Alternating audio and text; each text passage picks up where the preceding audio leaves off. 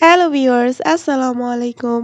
Welcome back to my YouTube channel Cooking Book by Tanjina. এখন যেহেতু তালের season চলছে, তো প্রত্যেক বাড়িতে তালে পিঠা বানানো হয়।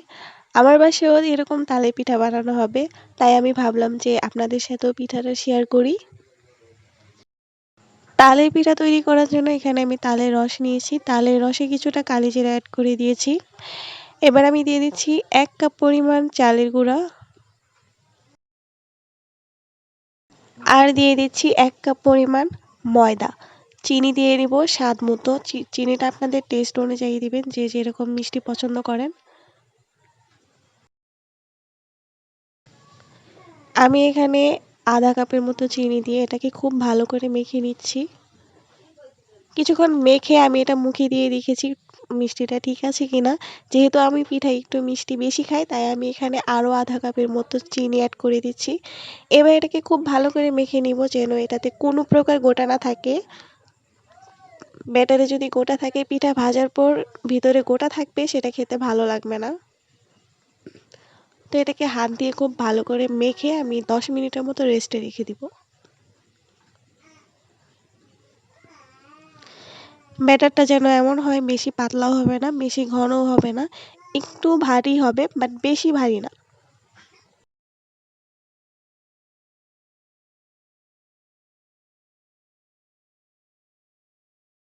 দেখতেই পাচ্ছেন ব্যাটারটা কেমন হয়েছে, বেশি ঘনও হয়নি, বেশি পাতলাও হয়নি। এবার ছোট ছোট করে তেলে দিয়ে ভেজে নিব। পিঠাটা যে আমরা গোলগুলি খাই ওরকমই হবে, বাট এই পিঠাটা খেতে খুবই মজা লাগে। এখানে আমি পানি অ্যাড করিনি, আর যদি শুধু তাল দিয়ে পিঠাটা তৈরি করা হয় সেটার টেস্ট আরও ভালো হয়। ছোট ছোট করে দিয়ে এবার পিঠাগুলোকে সবগুলোকে ভালো করে অল্প আঁচে ভেজে নিব।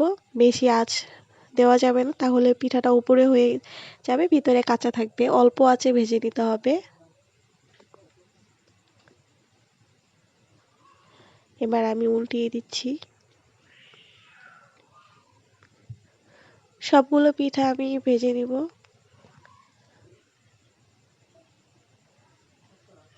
পিঠাটা যখন লাল লাল হয়ে আসবে, তখন এটাকে নামিয়ে নিব।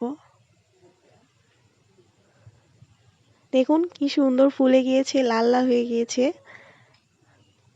এবার আমি আবারও কিছুটা দিয়ে দিচ্ছি, দিয়ে আবারও একই রকম করে ভেজে নিব। ব্যাস, এই তো তৈরি হয়ে গেল লোভনীয় সেই তালের পিঠা। এটা খেতে সত্যি অনেক মজা হয়েছিল।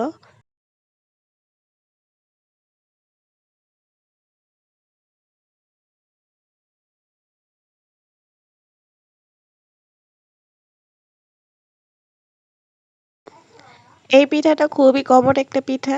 সো যারা খাননি তারা বাসায় বানিয়ে অবশ্যই ট্রাই করবেন। ভিডিওটি ভালো লাগলে চ্যানেলটা সাবস্ক্রাইব করে দিয়ে পাশে থাকবেন।